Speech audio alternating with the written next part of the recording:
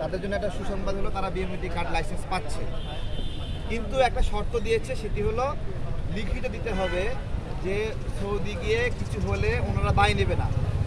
আমি একটা উদাহরণ দিই, আপনি যদি কাউকে লিখিত দেন যে আপনার শরীর থেকে 1 কেজি মাংস অন্য কেউ কেটে নিতে পারবে, ঠিক আছে, এরপরেও সেই মাংস কেউ কেটে নিতে পারবে? এই ধরনের লিখিত আসলে ন্যায়সঙ্গত না। তারপরেও আমাদের প্রবাসী ভাইরা যেতে পারছে, এই জন্য আমরা শুকরিয়া আদায় করছি যে একটা সমাধান হয়েছে। কিন্তু আরেকটা বিষয় আছে যে এজেন্সির মাধ্যমে গেলে এটার হলো তারা দায় নেবে না। আমার প্রশ্ন হলো, এজেন্সিকে লাইসেন্স দিয়েছে হলো সরকার, আরএল নাম্বার দিয়েছে হলো সরকার, এবং তার জন্য একটা জামানত রাখছে।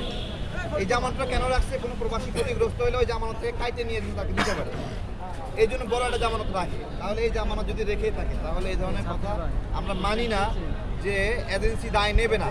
প্রত্যেকটা এজেন্সি যারা প্রফিট করতেছে 5 লক্ষ 6 লক্ষ টাকা করে নিয়ে প্রফিট করতেছে, এই এতগুলো টাকা নেওয়ার পরেও যদি তারা দায় না নেয়, ঠিক আছে, আপনার কথা আমরা হয়তো এখানে লিখিত দেব যে আমরা যাচ্ছি, কিন্তু একটা এজেন্সি প্রতারণা করে কোনো কাজ ছাড়াই এখান থেকে পাঠাবে, তাকে আমরা ছেড়ে দেব, এজেন্সির ভাইরা এটাও ভাইবেন না।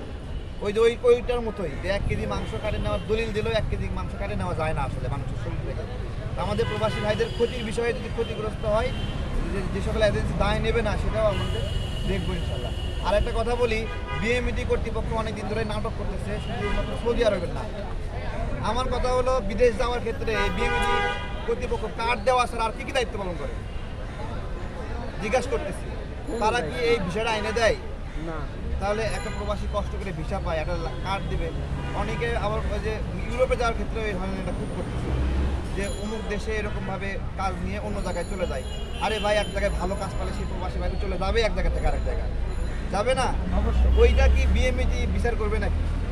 তো যেই দেখেন একজন মালিক, সে একটা প্রবাসীকে ভিসা দিছে, সেই প্রবাসী কিছুদিন কাজ করার পরে অন্য জায়গায় ভালো কাজ পায় চলে গেছে, এটা তো আমাদের দেশের ভিতরেও কাজ পায় অন্য জায়গায় চলে যায়। তাহলে ওই মালিকই তার কর্মী শূন্য হওয়াতে আবার বাংলাদেশে ভিসা দিচ্ছে ওই মালিকটাই।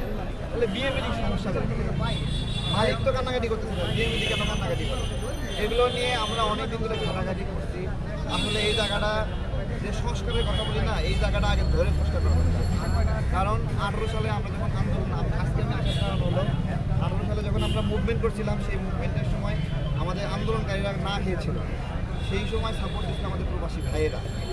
আজকে আমরা সেই দায় থেকে এখানে, শুধু তাই না, ভিয়েতনাম প্রবাসীরা যখন আটক হয়েছিল 56 জন, আমরা এখানে এসে ঘেরাও করছিলাম, সঙ্গে সঙ্গে সমাধান হচ্ছে। ইনশাল্লাহ সবাই মিলে আছি, আপনারা পাইছেন সবাই, আলহামদুলিল্লাহ। সবাইকে অনেক ধন্যবাদ।